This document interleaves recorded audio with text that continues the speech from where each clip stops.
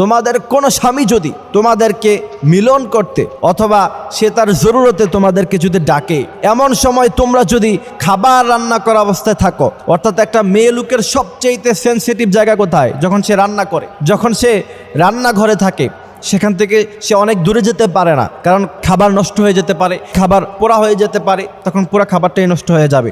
রাসূল করিম সাল্লাল্লাহু আলাইহি সাল্লাম বলছেন, ওই কঠিন মুহূর্তের সময়ও যদি তোমাদের স্বামীরা যদি তোমাদেরকে নিজেদের জরুরত পুরা করার জন্য যদি ডাকে, তোমরা তাদের ডাকে সাড়া দাও, খাবার রান্না করা বন্ধ করে দাও। সুবহানাল্লাহি ওয়া বিহামদিহি সুবহানাল্লাহিল আযীম। সেই হাদিস থেকে বোঝা যায় যে রাতের বেলা ফরজ গোসলের ভয়ে, ফরজ নামাজের ভয়ে আপনি যদি আপনার স্বামীকে আপনার সাথে থাকতে না দেন, এটা সম্পূর্ণ অনৈতিক, সম্পূর্ণ আনইসলামিক।